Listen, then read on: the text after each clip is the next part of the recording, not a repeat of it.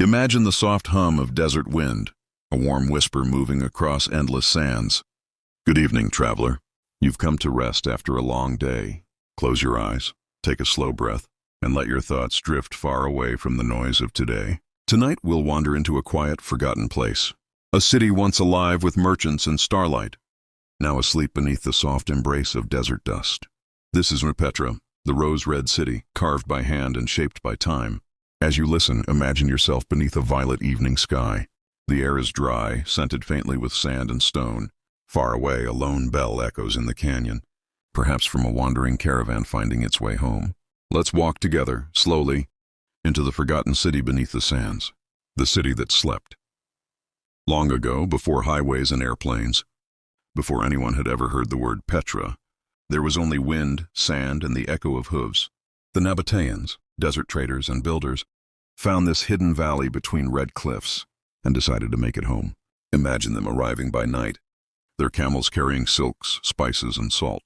They set down tents near a gentle stream, a ribbon of life that once flowed through this dry land.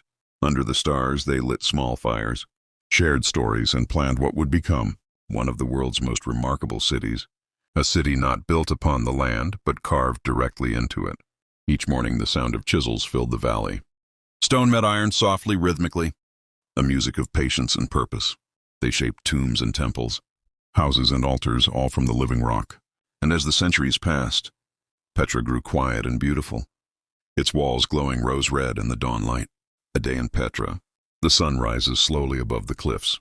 Soft golden light touches the facades, making them shimmer like honey. You step into the narrow path called the Sick, a winding canyon where walls rise tall and silent. The air is cool, touched by the scent of stone.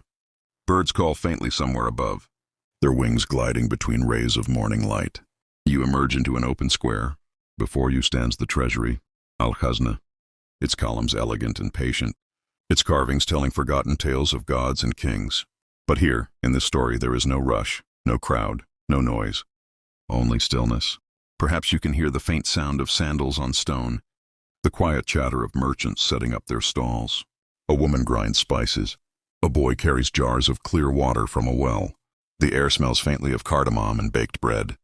And somewhere in the distance, a flute plays a soft tune, a lullaby for a city already dreaming. Water in the desert. Petra's people were clever. They learned how to listen to the desert, to find water where others found none. Hidden beneath the pathways were channels carved with perfect precision. Rain that fell from faraway mountains was guided through these secret veins, filling stone cisterns and basins, cool and silent beneath the sand. Even now, if you close your eyes, you might hear the ghost of water, dripping faintly in the stillness. A drop, and another, echoing softly against the stone. They used it sparingly, to wash hands before a meal, to quench a weary traveler, to grow figs and dates near the city's edge. Every drop mattered, every ripple was a treasure. The quiet evenings. When the day ended, and the desert cooled, Petra would fall into a peaceful rhythm. Fires flickered in courtyards. Families gathered to share food. Flatbread, olives, and sweet dates. Laughter rose gently into the night air. The stars appeared, clear, countless silent witnesses to stories that drifted like smoke above the city. Sometimes a traveler would sing, his voice echoing against the red stone. Sometimes there was only quiet, the kind of quiet that holds every secret and keeps it safe for centuries. You can almost hear it now, the slow breath of the desert, the rustle of wind against the canyons, and the low crackle of fire far, far away, the fade into silence. As centuries passed, the caravans stopped coming. Trade routes changed, and Petra slowly faded into the hush of memory. The wind returned to its lonely song. Sand drifted gently across the paths where sandals once walked. Doors closed, fires went out, and the city began to sleep. But the beauty of Petra was patient.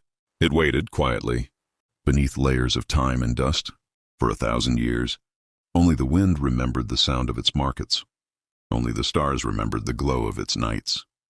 Until, one day in the 1800s, a traveler named Johann Burckhardt wandered through this desert. Guided by whispers of a city carved in stone, he found it at last, the sleeping rose city, waiting in silence.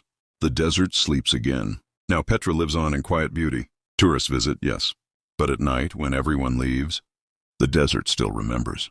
The cliffs glow faintly beneath the moon, and somewhere deep in the canyon, a soft wind hums the same song.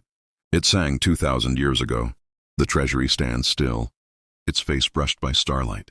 No voices, no footsteps, just the echo of history, breathing softly in the dark. So as you lie here listening, imagine you're resting at the foot of that ancient doorway. Cool air touches your skin. Sand shifts gently under your hand. The night wraps you in calm silence. Breathe slowly. The city is sleeping, and so are you. Let the sound of the desert stay with you. A lullaby made of wind and stone. The forgotten city beneath the sands. We'll keep its secrets until morning. As you drift away, remember that even lost things are never truly gone. They simply rest quietly, waiting for someone gentle enough to listen. Good night, traveler. Sleep peacefully, and dream of the rose-red city, half as old as time. Don't forget, like and subscribe for my dream 1 million subscribe.